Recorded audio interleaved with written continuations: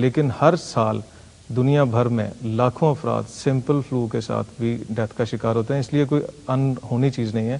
اور اس میں جو ڈیتھ ریٹ ہے is even less than 0.5%، which is less than many of the communicable diseases. یعنی 0.5%. ڈاکٹر صاحب آپ متفق ہیں کہ محض یہ نزلہ زکام ہے یا واقعتاً یہ کوئی ایسی سیویئر ڈیزیز ہے جس سے نمٹنا چاہیے؟ آپ کا پروگرام کوئی سیاسی پروگرام تو ہے نہیں کہ ڈفر کریں. بیسک فیکٹس وہی ہیں جو ٹیکسٹ میں ہر جگہ ہیں. دیر از نو پوائنٹ ٹو ڈفر. ٹھیک کہہ رہے ہیں ڈاکٹر صاحب، بالکل صحیح. ڈاکٹر صاحب نے بالکل ٹھیک کہا کہ یہ محض نزلہ زکام ہے، لیکن پھر ورلڈ میں ایک دم سے الارمنگ سچویشن کیوں پیدا کر دی گئی کہ ایئرپورٹس پر چیکنگ ہوگی. انفلوئنزا کے لیے یا نزلہ زکام کے لیے تو کبھی چیکنگ نہیں ہوئی یا اس کی اسکریننگ نہیں کی گئی. ایئرپورٹس پر اسکریننگ کا ایک سلسلہ شروع کیا گیا، پاکستان میں بھی غالباً اب آ کر شروع کیا گیا ہے، اس سے پہلے نہیں کیا گیا تھا. تو کیا آپ نہیں سمجھتے کہ کچھ ایسا تھا اس میں کہ جس کی وجہ سے اس خطرے سے نمٹنے کے لیے پوری دنیا نے کام کرنا شروع کر دیا؟ نہیں، وہ تھوڑا سا اس میں فرق یہ ہے کہ جو ویسٹرن ورلڈ ہے اس میں جو سمپل فلو بھی ہے، اس کی فلو جیب جو ہوتا ہے، فلو ویکسینیشن ہر ونٹر سے پہلے ہوتی ہے فار ایوری بڈی جو ولنریبل ہو، جس کو ڈیزیز ہونے کا خطرہ ہو. سمپل فلو بھی لیتھل ہے لیکن اس کی ویکسینیشن ہے. اس کی پہلے ویکسینیشن نہیں تھی. یہ ڈیزیز ایک نئی وائرس آئی ہے اور اس کو اگر ان چیک رکھا جائے تو it can be lethal and it can kill many people. کون سا ایج گروپ ہے اور کون سی جینڈر ہے جو زیادہ افیکٹ ہو سکتی ہے سوائن فلو سے؟ اس میں جو ہے children are more susceptible, pregnant ladies are also vulnerable.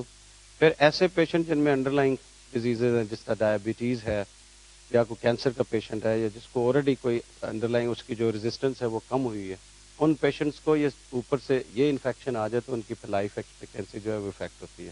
ان لوگوں کو ڈیفینڈ کرنا جو ہے وہ بڑا ضروری ہوتا ہے. ڈاکٹر مسعود صاحب یہ فرمائیے گا کہ اگر بچوں میں یہ زیادہ لائکلی سوائن فلو وائرس ہو سکتا ہے، اگر خدا نخواستہ کسی بچے کو سوائن فلو کی شکایت ہو جائے، یہ وائرس اسے افیکٹ کر دے، اس بچے کے ساتھ ٹریٹمنٹ کیا ہونا چاہیے؟ دیکھیے، ایک تو میں یہاں بتاؤں کہ جو سوائن فلو جس کے بارے میں لوگ کنسرنڈ ہیں وہ سمپل انفلوئنزا یا سمپل نزلہ زکام نہیں ہے. ہم کنسرنڈ ان کیسز کے ساتھ ہیں جو کہ کمپلیکیٹ ہو جاتے ہیں. سو اگر تو کسی شخص کو، چاہے وہ بچہ ہے یا بڑا، صرف نزلہ زکام، تھوڑا سا بخار، درد یا چھینکوں کا مسئلہ آ رہا ہے یا تھوڑا اس کو کمزوری محسوس ہو رہی ہے، تو یہ تو ہر فلو کے ساتھ ہو جائیں گے. یہ کنسرن کی بات نہیں ہے، چاہے یہ سمپل فلو کے ساتھ ہو یا یہ سوائن فلو H1N1 کے ساتھ ہو، یہاں تک تو پریشانی کی بات نہیں ہے.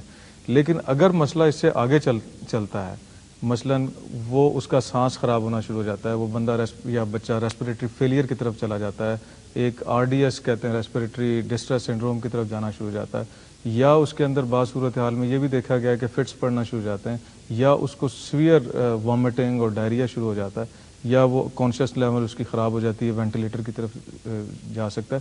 تو یہ وہ کیسز ہیں جہاں کے ہمیں کنسرن ہوتا ہے.